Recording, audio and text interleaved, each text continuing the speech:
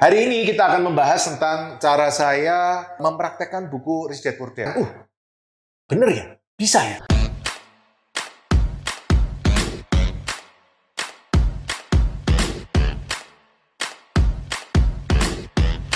Halo teman-teman, hari ini kita sharing tentang pengalaman saya mengaplikasikan buku Rich Dad Poor Dad yang ditulis oleh Mr. Robert Kiyosaki.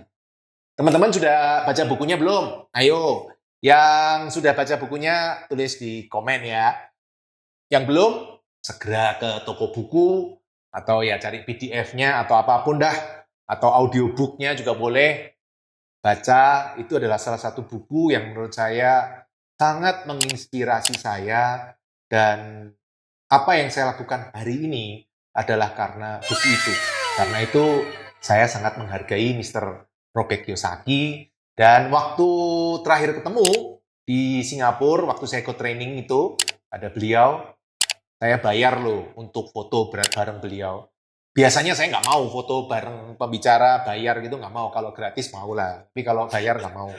Tapi khusus Mr. Robert Kiyosaki, walaupun bayar dan mahal, saya tetap datang dan bayar untuk foto doang ya, bukan untuk seminarnya. Seminarnya ada biaya lain lagi.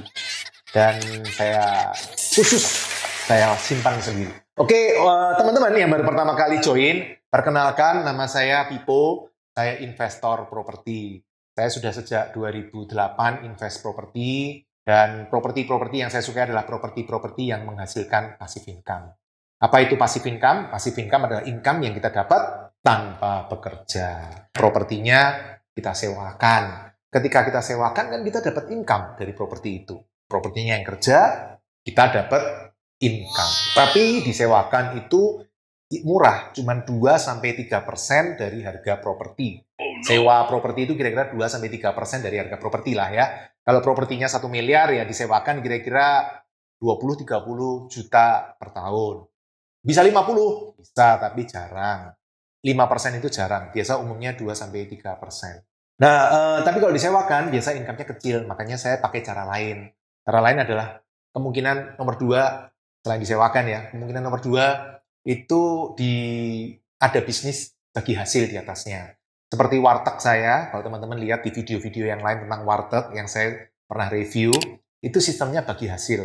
Jadi ada pengelola yang buka warteg di situ, saya bukain warteg, dia yang ngelola, nanti income-nya, profit-nya dibagi 2. Atau cara ketiga adalah mendirikan bisnis yang tersistematis di atas properti tersebut, seperti minimarket waralaba atau toko ban motor yang saya lakukan. Teman-teman juga bisa lihat di video-video yang lain. Oke, hari ini kita akan membahas tentang cara saya mempraktekkan buku Rich Dad Poor Dad. Jadi di buku Rich Dad Poor Dad sebenarnya isinya banyak teman-teman ya. Ada yang tentang cash flow, kenapa orang miskin tetap miskin dan orang kaya semakin kaya. Kenapa bukan masalah gaji. Orang gaji besar bisa tetap miskin, orang gaji kecil juga tetap bisa miskin, bisa. Tapi orang gaji kecil, income kecil, bisa menjadi kaya.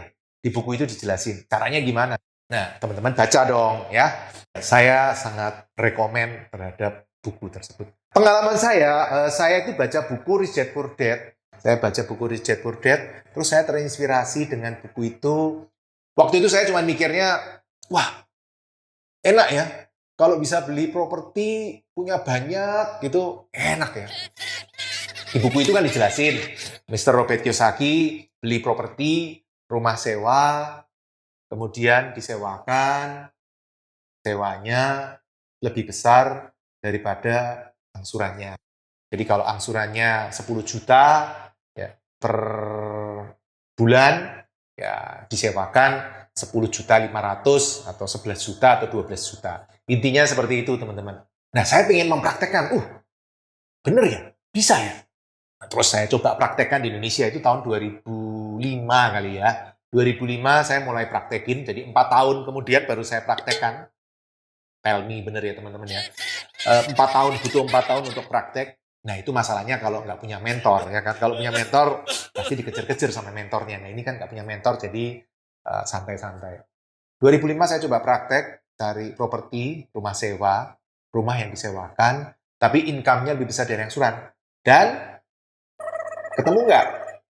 Enggak, teman-teman saya nggak ketemu. Waktu itu saya nyari-nyari, nggak ada. Saya ngitung-ngitung, rata-rata sewa cuma 2-3%. Lah bunganya waktu itu aja udah 10%. Bunga waktu itu belum semurah sekarang. Kalau sekarang bunga KPR lebih murah, dulu lebih mahal. Nggak mungkin, bayar bunganya aja nggak cukup, apalagi bayar pokok utang dan bunganya. Jadi waktu itu stop. Saya mikir waktu itu, buku Rich Dad Poor Dad ini nggak bisa dipraktekkan di Indonesia. Waktu itu saya mikirnya gitu. Karena mungkin di Amerika bisa, bunganya murah. Amerika mungkin bunga KPR 4%, 3-4% gitu ya. Ya kalau disewakan 5% mungkin masih ketutup. Tapi di Indonesia nggak bisa, karena bunganya tinggi. Saya mikirnya waktu itu gitu. Sehingga stop, nggak cari properti lagi. Sampai kemudian tahun 2005 itu juga, saya suatu hari nganterin istri saya ke kos. Oh, bukan istri ya, waktu itu masih orang paling cantik sedunia ya kan, yang belum jadi istri. Waktu saya nganterin ke kosnya dia, saya lihat kos itu harganya per kamar 1 jutaan. Waktu itu UMR juga masih 1 jutaan. Di daerah Karet, Jakarta Pusat sana ya, di belakang Sudirman situ, di daerah Bekmurat, Royani situ ya, Tiong. Jadi kalau sekarang UMR 4 juta ya mungkin kamarnya 3-4 juta lah ya, kelas-kelas itu. Waktu itu dia pilih yang kos yang ngirit ya, 500.000. Tapi saya waktu itu lihat ada kos 1 juta per kamar dan jumlah kamarnya 110 kamar. Jadi penghasilannya kos itu 110 juta waktu itu. Kalau sekarang berarti sekitar 300-400 juta satu kos. Saya mikir, gede juga ya income-nya ya. Jangan-jangan ini nih yang dimaksud oleh Robert Kiyosaki di bukunya. Jadi bukan rumah sewa, tapi kos. Waktu itu saya mikirnya gitu. Kemudian saya coba cari-cari kos yang income-nya lebih besar dari angsuran. Jadi 2005 saya mulai cari kos yang income-nya lebih besar dari angsuran. Terus dalam perjalanannya saya juga ketemu kontrakan, nyari-nyari kontrakan, bukan ketemu, nyari-nyari kontrakan. Teman-teman tahu dong bedanya kos dengan kontrakan. Kalau kos itu per kamar. Jadi satu kamar, satu tempat tidur, atau maksimal 2 tempat tidur gitu ya, atas bawah gitu. Itu namanya kos. Kalau kontrakan itu seperti rumah, atau kita sebutnya rumah petak. Jadi rumahnya mungkin 3x7 gitu ya, depannya 3 meter pertama, ruang tamu, tapi kalau malam jadi ruang tidur, tengahnya kamar mandi, belakangnya dapur dan tempat cuci-cuci. Saya nyarinya 2 itu. Bedanya teman-teman, kalau kos itu biasa iklannya, itu tertulisnya dijual kos sekian kamar. Istilahnya dia kamar. Nah, sementara kalau kontrakan, itu tertulisnya dijual kontrakan sekian pintu, X pintu, 10 pintu, 20 pintu.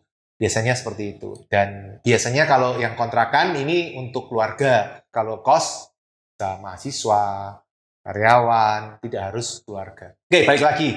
Nah, akhirnya tahun 2005 itu saya ketemu ada satu kontrakan di Karawaci, Tangerang, di daerah Perumnas, Karawaci, Tangerang itu harganya 550 juta. Nah, kalau 550 juta, angsurannya berapa? Ayo, teman-teman hitung. Prediksi saya mungkin sekitar 1,3% kali ya. Jadi angsurannya mungkin sekitar 550 kali 1,3, 7 juta lah. Anggap aja sekitar 7 juta. 7 juta sebulan. Dan income dari kontrakan itu ada 20 pintu. Per pintunya 550 ribu. Jadi penuh lagi. Jadi 11 juta income-nya per bulan. Plus di depannya masih ada satu kios. Jadi income-nya lebih dari 11 juta. Angsurannya 7 juta, income-nya 11 juta. Nah ini sebenarnya kriteria yang masuk sesuai yang diomongkan atau ditulis oleh Mr. Robert Kiyosaki di buku Rich Dad Poor Dad. Properti yang income-nya lebih besar dari angsuran. Ya, wah, waktu itu seneng. Wah, sudah ketemu nih properti. Saya pengen beli properti kontrakan ini. Properti 20 pintu ini di Karawaci. Jadi sebenarnya apa yang tertulis di buku Robert Kiyosaki itu, buku Rich Dad Poor Dad itu sebenarnya bisa diterapin. Walaupun Indonesia bunga lebih tinggi dari Amerika, bunga KPR, tapi sebenarnya bisa dipraktekkan. Asal kita nyarinya tempat yang benar. Jadi dibeli nggak? Pengennya dibeli teman-teman, tapi prakteknya nggak bisa. Kenapa? Waktu itu 2005 saya itu ekonominya jelek sekali. Uang 1.500 aja nggak punya. Mau beli nasi goreng 1.500 malam nggak punya, ya kan. Bisanya cuma beli gorengan. Gorengan waktu itu 150 perak, ya kan. Beli singkong goreng gitu kan, 7 gitu, terus minum aqua, langsung perutnya penuh, nggak perlu makan nasi goreng lagi. Jadi saya nggak punya uang untuk bayar DP. Waktu itu DP 20%, sehingga butuh DP 20% kali 550 juta, 110 juta. Sesuatu hal yang waktu itu kepikir aja nggak kepikir, caranya gimana. Sehingga saya 2005 stop, terus saya cari seminar-seminar, belajar. Caranya gimana ya DP-nya bisa nol, atau caranya ngatur, ngakalin, atau apapun istilahnya ya, supaya DP-nya sekecil-kecilnya caranya gimana. Kalau pakai cara biasa, 110 juta, kayaknya kaum umbi-umbian, rakyat jelantah seperti saya ini nggak mungkin punya properti. Sehingga saya mulai dari seminar ke seminar, seminar semua diikutin tuh. Dari seminar properti, seminar keuangan, seminar marketing, seminar motivasi, menghafal cepat, membaca cepat, jalan di atas api, sampai kakinya kebakar-kebakar gitu. Udah waktu itu dijalanin. Dan tapi saya termasuk yang bersyukur teman-teman dulu ikut seminar-seminar. Hari ini apa yang saya lakukan adalah hasil dari seminar-seminar yang saya ikutin waktu itu. Sampai 2008, waktu itu saya ikut seminar di Mangga 2, di gedung GTEC namanya, Mangga 2 Square. Datang ke seminar, sebenarnya seminar itu tentang seminar keuangan, 3 hari. Tapi di salah satu acara, ada anak muda, masih umur 25 gitu ya, naik ke atas, dia cerita pengalaman dia beli kos. Kemudian dia cerita dia beli kos 2,5 miliar, tapi DP-nya 0. Kok bisa DP-nya 0? Ini yang saya cari nih, saya dengerin. Dia cerita.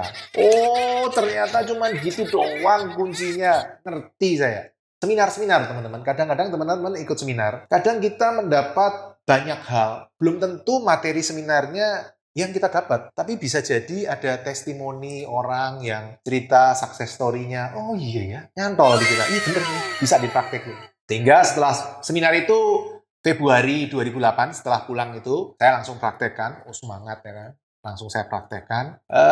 Sekitar Mei gitu dapat properti pertama saya, income-nya lebih besar dari angsuran dan bisa di DP 0. Tentu teman-teman DP 0 prosesnya tidak semudah itu. Saya ngajuin ke 6 bank pertama, ditolak. Semuanya nolak saya. Mana bisa Pak Pipo gini?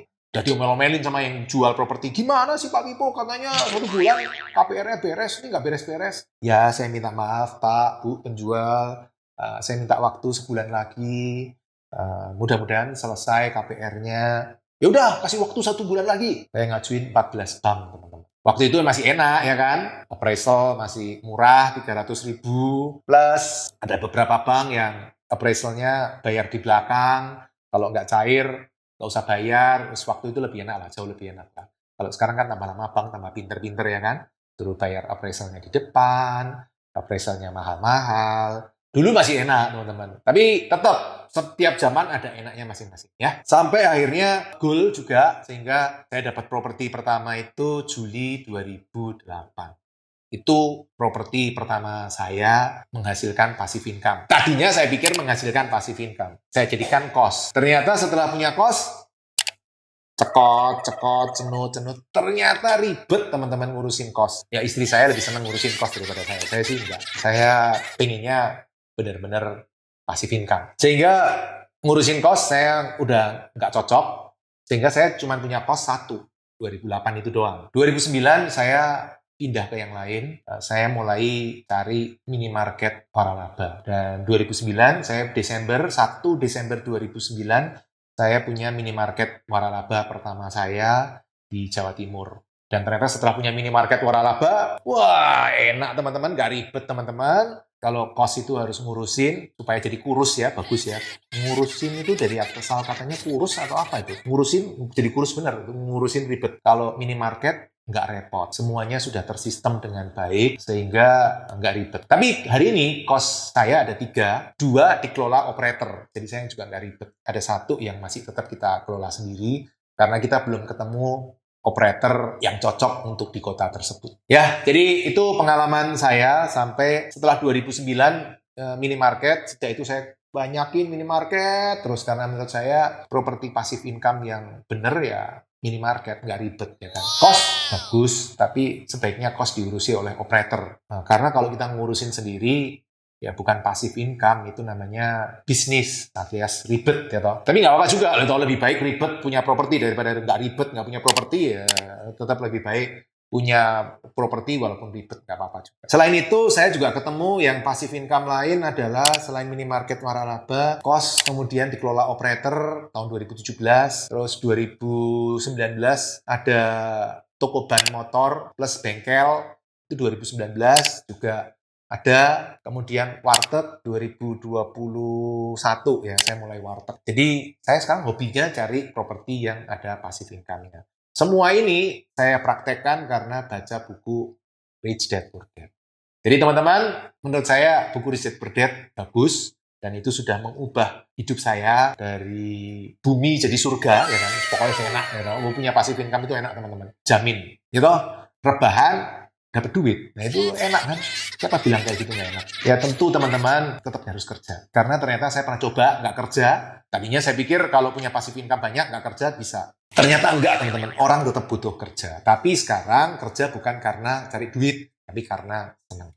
Jadi teman-teman, sekali lagi, apakah teman-teman sudah praktek? Apakah teman-teman sudah punya passive income? Nah, yang sudah punya passive income, tulis di komen ya. Passive income apa teman-teman sudah miliki? Siapa tahu justru saya gantian yang belajar dari teman-teman. Oke, saya tunggu di komen. Kita ngobrol-ngobrol di komen. Oke teman-teman, mudah-mudahan sharing saya hari ini menginspirasi teman-teman, membuat teman-teman terpinginkan. Terpinginkan itu bahasa Indonesianya apa ya? Pokoknya pengen membangun passive income. Karena ternyata passive income seperti yang di buku Rich Dad Poor Dad itu. Semoga sukses selalu. Salam passive income property. Terima kasih telah mengikuti video hingga selesai. Untuk yang belum subscribe, ayo subscribe channel Pipo Hargianto dan klik lonceng notifikasi untuk mengikuti video-video selanjutnya.